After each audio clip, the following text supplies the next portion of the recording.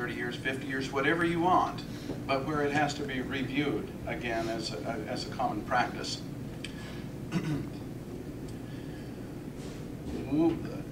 We, the government, are not supposed to be in office very long, and how do we know that? When we go to Article 1, Section 4, Clause 2, we find that Congress is supposed to meet on the first Monday in December. Now, I realize we've changed that by amendment. We did that under FDR, and they meet continually. But the first Monday in December was purposeful. You're supposed to meet even if you don't have anything to do or talk about, because we need to recognize that you're still a legitimate lawmaking body on the federal level in case we need a few rules once in a while. The Founding Fathers limited the federal government. Handcuffed is the word I use in the classroom frequently. And you can see those handcuffs all over the Constitution. This is just one of them. Separating the powers into 3 branches, having them meet the first Monday in December, and they all want to be home by Christmas. And so that gives them about 2 weeks, maybe 2.5 with travel conditions at that time to get home before Christmas. And so they can't do much damage. The concept that they would be ruling over us was foreign to the Founding Fathers. Most of our rules are supposed to come from ourselves, and then basically the philosophy of the Founding Fathers was never elevate to a higher level that which can be resolved at a lesser level. So you manage yourself. Then your city has rules, and then your county has rules, and then your state has rules. As one entity is unable to fulfill the needs, then it moves to a higher level.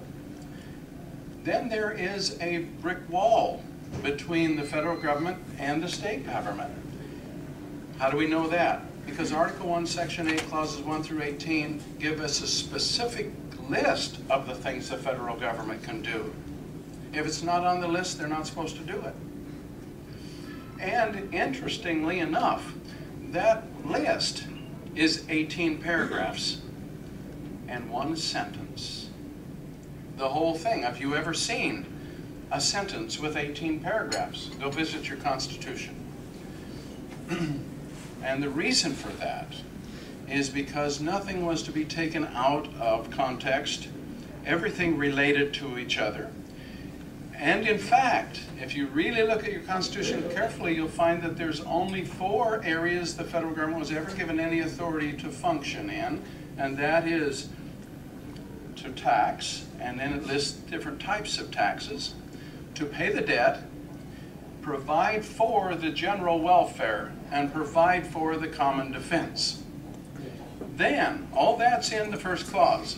And then, so future Congresses could not do what the Founding Fathers understood every government likes to do, and that's grow. In fact, George Washington had the best expression of what that meant. He says, government is like fire, a dangerous servant and a fearful master. And so you don't bring in fire and lay it on the living room floor and say, only burn that which I give you to consume. The fire will, of course, say yes. You have to understand the nature of fire, which is to grow.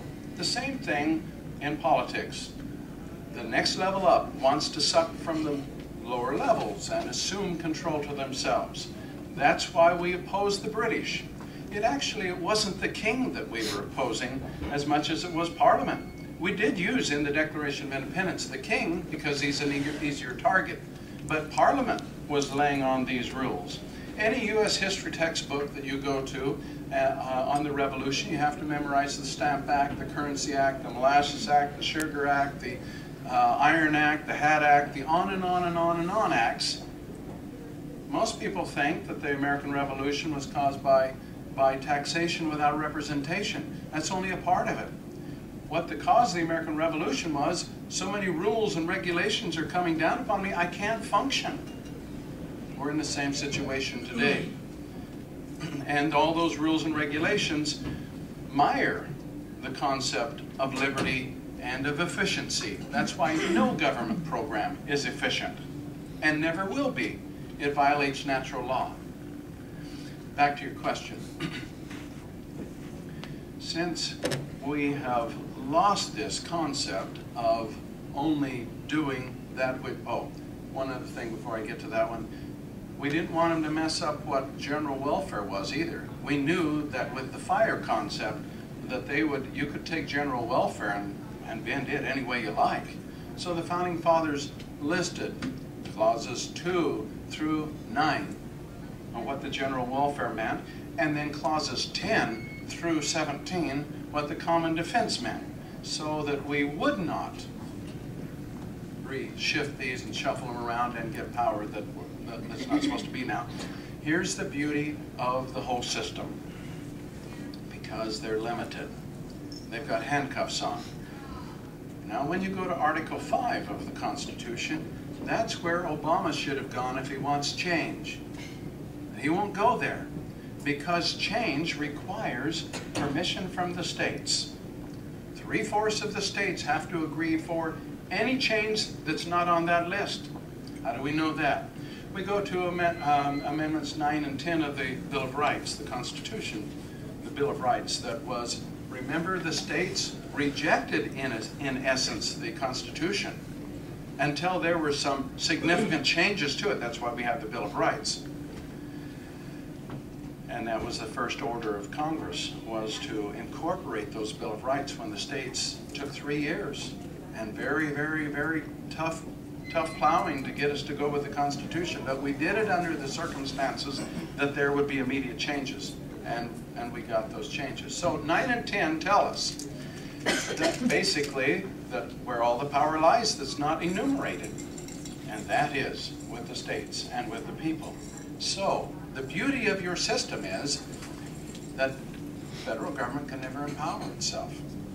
If you want change, you have to go to Article 5, which tells us 2 processes. First, proposing. The 2 entities that created the Constitution to begin with can reassemble, that's the states and the federal government, can reassemble to make a change. But the word is propose.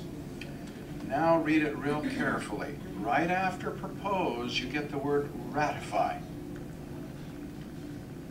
And then you'll notice who's left out in the process of ratifying.